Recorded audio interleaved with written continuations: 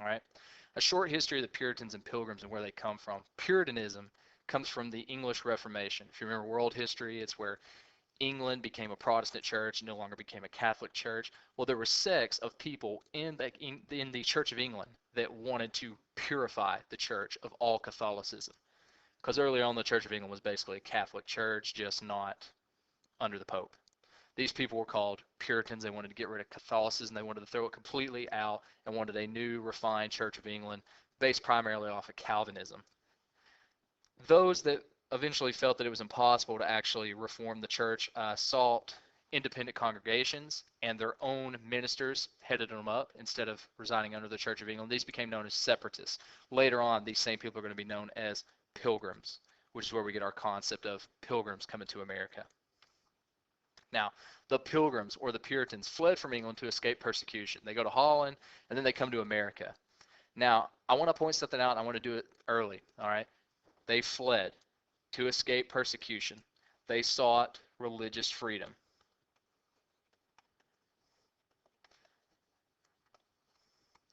Now, this religious freedom is not how you or I recognize religious freedom, as in that it's in the Constitution, it's guaranteed to us.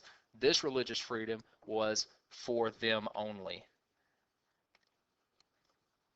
Yes, they sought religious freedom, but if you were not a Puritan, not so much. So it was basically for Puritan freedom. I mean, these guys were pretty radical in that. If you disagreed, they tried to dispel you, arrest you. They even hung one woman because she converted to being a Quaker. All right.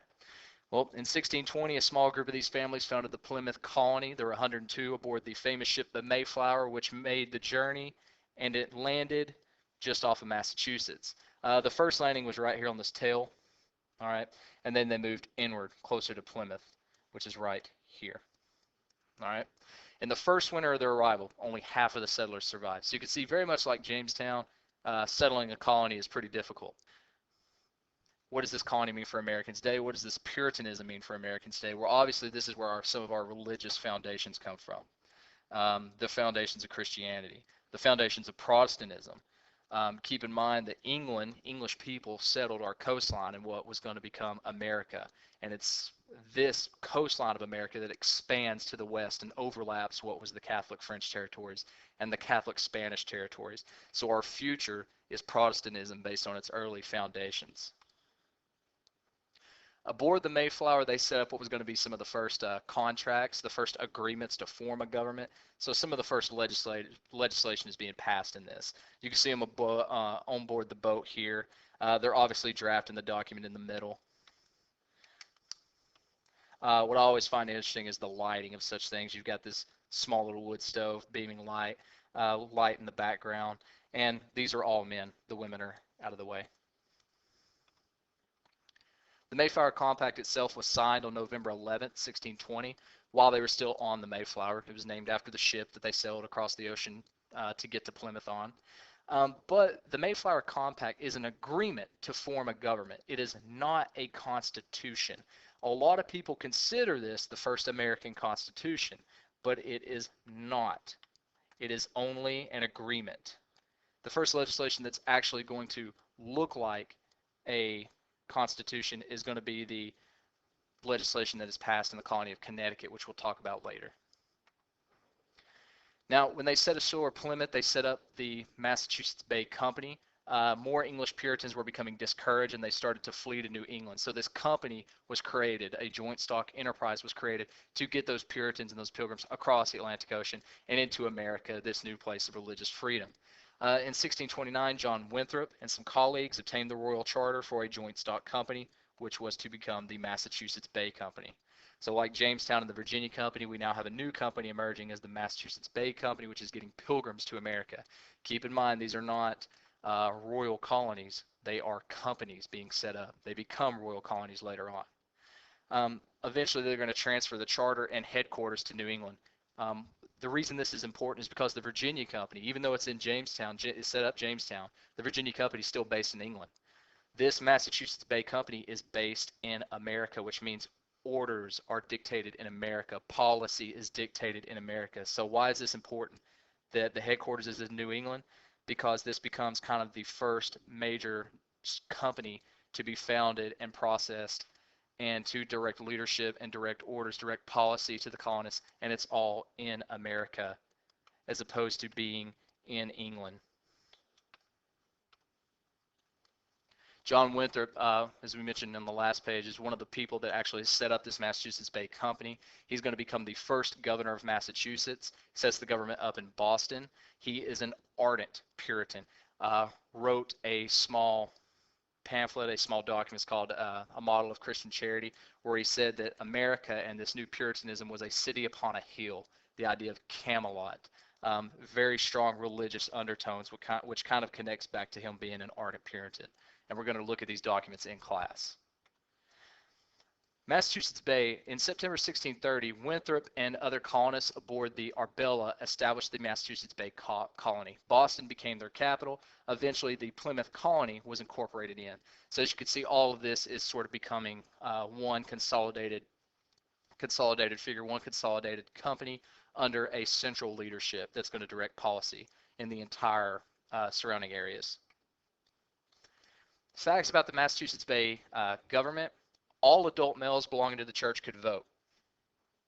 So as long as you were an adult male, which you weren't a child over a certain age, and you were a member of the church, which was roughly 40% of the colony's men, you could vote. The voters could vote annually for members of the general court. The general court chose the governor. Do you see any foreseeable problems here? It's a concept known as a theocracy, and that is, it is a church-led and church-driven, church-ordained, church-legislated. It's basically a church control type of government where the power is all in the hands of a faction of a religion. To the Puritans themselves, this may not seem like a big deal. If they're a pure Puritan, an ardent Puritan, then what the church says goes. But the problem is dissenters, and if they disagree. And if you disagree, that means trouble because there are no laws to protect you. Puritan church government had a close relationship between the church and the government, which is a whole lot different than today when we think about our separation of church and state. The members of the civic officials believed that they were God's elect, which is this old Calvinism type of thing, this predestination. They are going to heaven because God chose them. They were chosen to carry out God's will. Therefore, everything they did was righteous. Communities, as a part of this church government, are going to be run through town meetings where the members of the church would get together and kind of legislate their own community policy. Think of this like a city government, sort of, but on a very, very small scale. Now, if the king was in control of the colony, a royal governor would be established.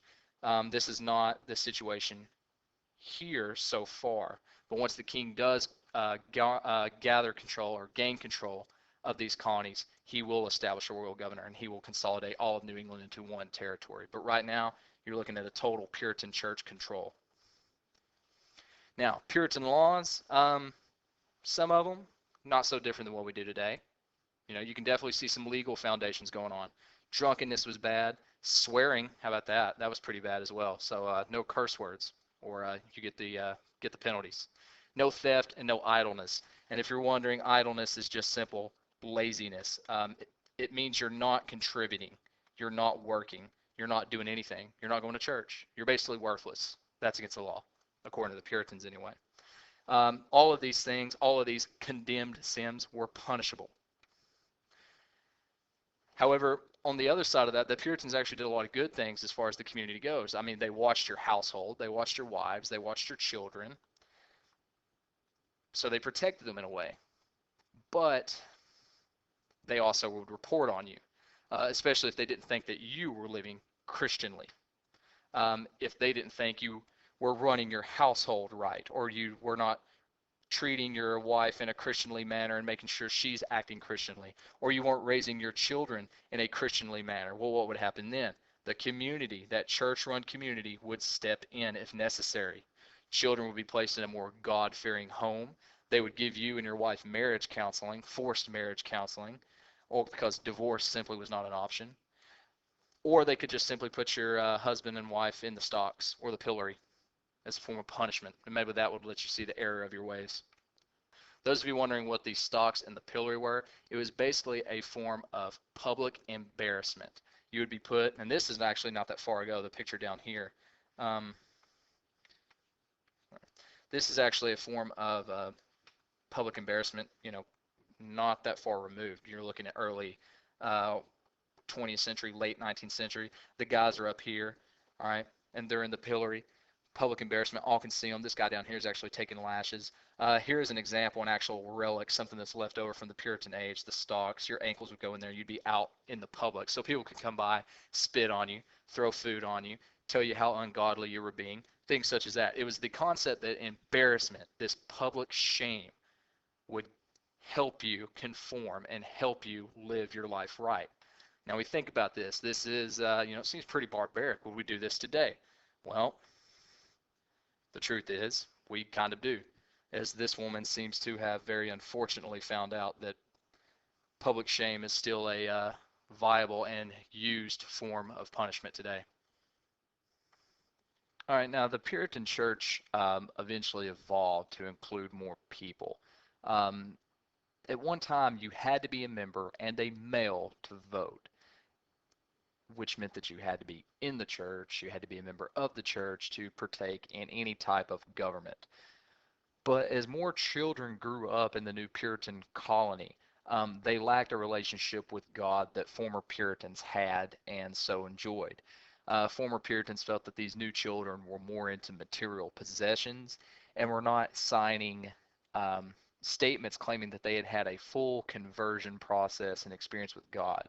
So the Puritans created this system called the halfway covenant, which is right here in bold. The halfway covenant allowed a partial membership to the church, which meant that you were a member and that you could vote.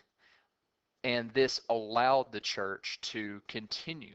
Now, you didn't have to have this full conversion process, but it does help keep members in the church. It keeps them from leaving because they could partake in government and in other forms of legislation and also continue on with certain material possessions and material wants. Race. Which brings us to one of the most interesting times in Puritan history, the Salem Witch Trials. This was a period of just heightened and intense paranoia. With the Puritans, everything that happened, everything that was bad, the Puritans saw it as evil or Satan. And this could be simple things that we consider bad, like you're having a bad day, or the crops didn't come in the way they should. In terms of what the Puritans saw, your buggy gets hit, your horse dies, so on and so forth. Well, anything such as that, any misfortune was automatically deemed bad, unreligious, Satan-like, evil, because of course they considered themselves God elect.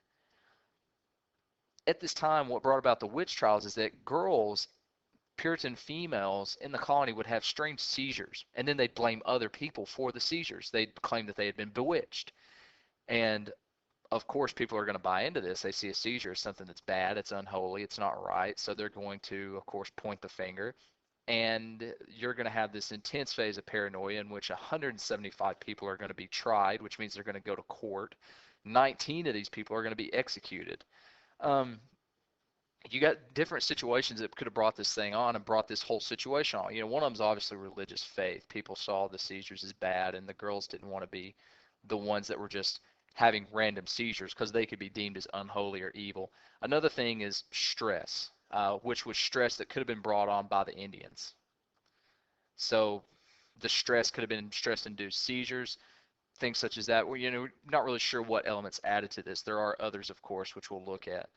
Um, Obviously, we pointed to hysteria about the India attacks. Another theory is that the women may have been suffering from ergotism, which was from eating rye bread from the grain that was infected by a local fungus, Claviceps purpurea, which is where the drug LSD comes from. So it's somewhat possible that these early Puritans were experiencing what many of us would know as a modern acid trip.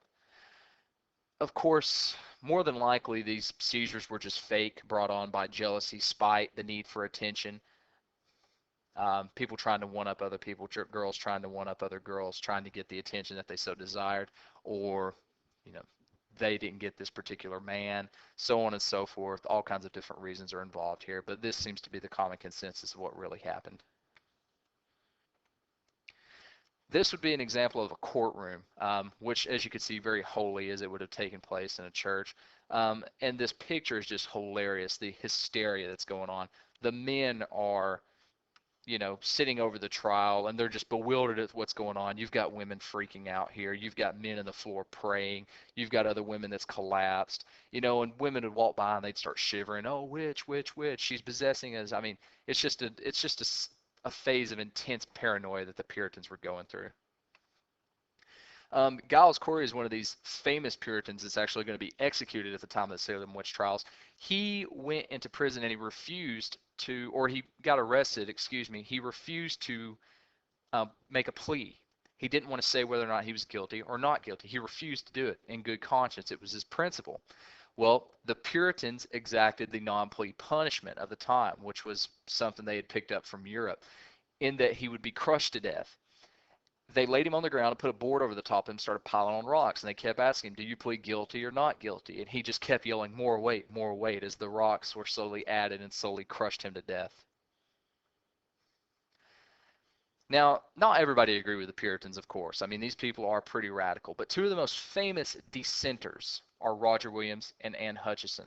Now, when we say dissenters are anybody that have religious disagreements. And in this case, these two are going to have religious disagreements with the Puritans. They're going to challenge the Puritan social order, and to the Puritans who thought they were God's elect and they were the rightful chosen people that were going to go and ascend into heaven, this was a serious threat. A little bit more about Roger Williams. He was an extreme separatist. He had some controversial views. He believed that there was no right to claim on land unless it was purchased from the Native Americans. The Puritans had been practicing this policy of just taking because they were God's elect and they were the future and they could. Roger Williams obviously is saying this is wrong, that there should be a treaty, there should be a purchase, it should be done right. And he also states that government officials had no right to punish those for their religious beliefs, and this was something the Puritans were known for doing. If you disagree with their religious statements, their theology, they would punish you. And a famous example is the Puritans actually hung a woman because she had converted to being a Quaker, and that did not sit well with them. Now, eventually the Puritans are going to try to arrest Williams, but he's actually going to flee. And in January 1636, William is going to negotiate with the Narragansett tribe for land to set up a colony. The colony is going to be known as Providence, which is later going to become the capital of Rhode Island. Williams granted a separation of church and state, which is interesting when we think about our Constitution now, about a separation of church and state and religious freedom, that we don't have a theocracy in America today. This separation of church and state is Williams basically just guaranteed a freedom and equality for all different religions and all different forms of Christianity. Anne Hutchinson is another of these famous dissenters. She holds a special place in history too, because it's not just that she's a dissenter, but at this certain time in history she is a female dissenter, which carries a little bit more weight, as females were usually kept in the background of most Puritan tales and most Puritan stories. She initiated Bible readings at home, which there was nothing wrong with that, raising your children in a Christianly manner, but she started to form these new ideas about Christianity, that the Holy Spirit illuminates the heart of every true believer. And what this means, though, is she is saying that people don't need a minister and they don't need a church to interpret the Bible for them. They can have that full conversion experience without somebody in the Puritan hierarchy telling them how to have it. Well, obviously this is not going to sit well. She's banished in 1638. Where do you think she went? If you're guessing Rhode Island, you would be correct, because that's exactly where she goes. All right, and this ends our notes on the Puritans. We'll look at a little bit more of them in class and look at some of their handout, some of their writings. Obviously, they're very interesting people, but keep in mind that these are some of the early religious foundations of America and where our undertones go for in this idea that we have and it's where our religious undertones sometimes come from, and it's where we have this argument that we are a Providenced people, that somehow what we're doing is deity inspired, and it remains so even today. All right, so look over these notes, write them down. If you have any questions, be sure to ask me.